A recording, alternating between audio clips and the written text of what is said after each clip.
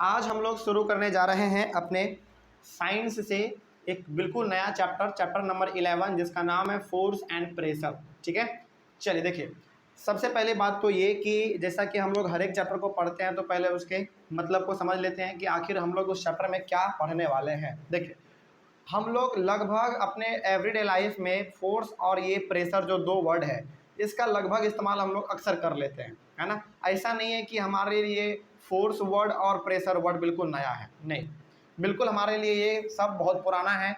इसका हम लोग बहुत समय से इस्तेमाल भी करते आ रहे हैं, इसको बोलते भी आ रहे हैं, यानी कि हमारे लिए ये शब्द क्या है, बिल्कुल पुराना है, नया नहीं है। लेकिन इसके अंदर जो आप पढ़ेंगे वो चीज़ आपके लिए बिल्कुल नया होने वाला है, ठीक है ना। अभी तक आप जानते तो थे कि फोर्स क्या होता है, सॉरी फोर्स, आप इसका जो वर्ड है फोर्स FORC ये आप सुने तो थे, बोले भी थे आप, लेकिन इसका मायने आपको नहीं मालूम था, है ना।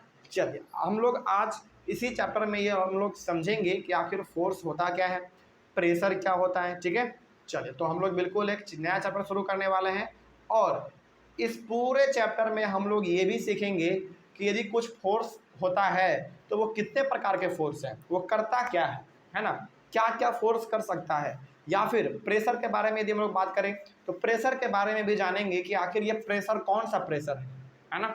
जैसे इसमें आपको भी अलग अलग प्रकार का प्रेशर मिलेगा, है ना, इसके बारे में भी हम लोग समझेंगे। तो इस चैप्टर को शुरुआत करने से पहले इसका मतलब आपने समझ लिया कि बेसिकली हम लोग इस चैप्टर में जो हम लोग अपने एवरीडे लाइफ में इस्तेमाल करते हैं वर्ड फोर्स और प्रेशर का, इसी के बारे में हम लोग डिटेल स्टडी करने वाले हैं। कोई दिक्कत इसमें?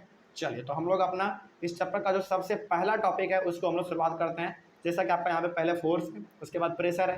यदि बेसिकली देखा जाए तो ये चैप्टर आपका बिल्कुल दो अलग अलग भाग में बटा हुआ है, दो अलग अलग भाग में। पहला आपका होगा बात फोर्स के बारे में, उसके बाद फिर आपका बात होगा प्रेशर के बारे में। तो पहले हम लोग फोर्स खत्म करेंगे, उसके बाद फिर चलेंगे हम लोग अपने प्रेशर में। ठीक है, चलिए तो सबसे पहला आपका फोर्स टॉपिक से आपका सबसे पहला वाला टॉपिक है फोर्स, अ पुश और अ पुल। ठीक है, चलिए इसके बारे में जानते हैं हम लोग।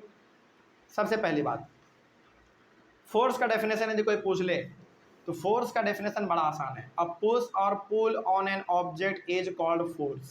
मतलब क्या हुआ इसका, देखिए यहाँ पे दो वर्ड आपको ध्यान में रखना है, पहला पुश और दूसरा पुल। पुश का मतलब धकेलना।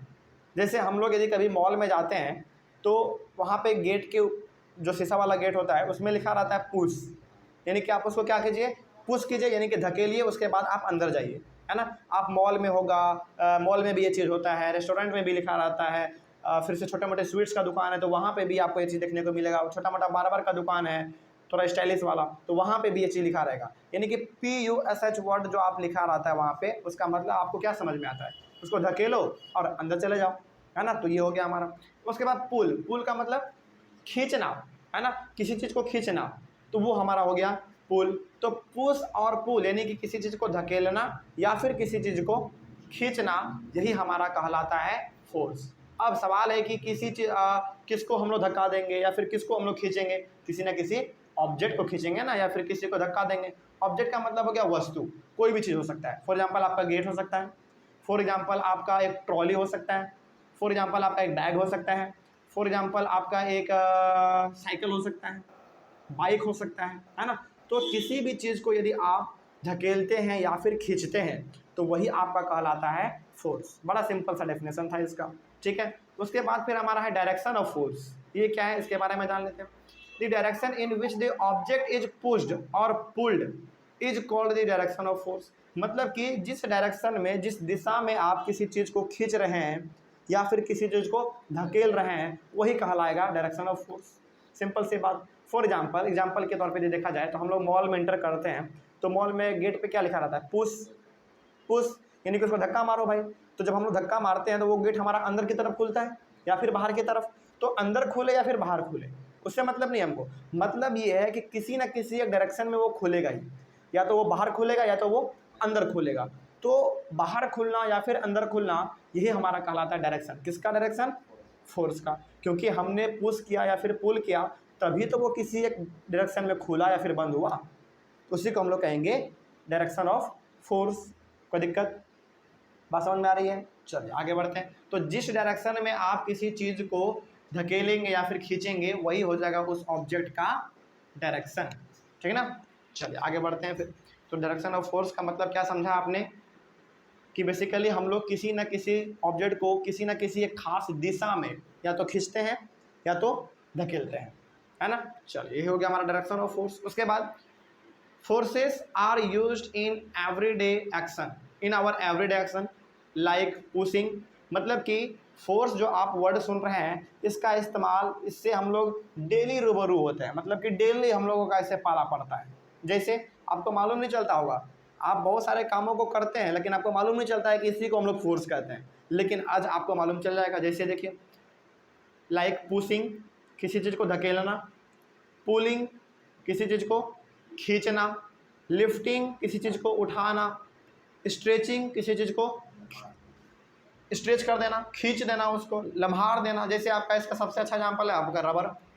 रबर कौन सा, मिटाने वाला नहीं, जो बाल में हम लोग लगाते हैं ना, या फिर जो मिठाई के डब्बे में लगा हुआ रहता है वो भी आपका स्ट्रेचिंग हो गया। या फिर रबर में भी स्ट्रेचिंग होता है, इरेजर, इरेजर में भी हमारा स्ट्रेचिंग होता है, थोड़ा सा वो नमरता है ना, वो हो गया हमारा। उसका ट्विस्टिंग, ट्विस्टिंग मतलब मोड़ना, मोड़ना।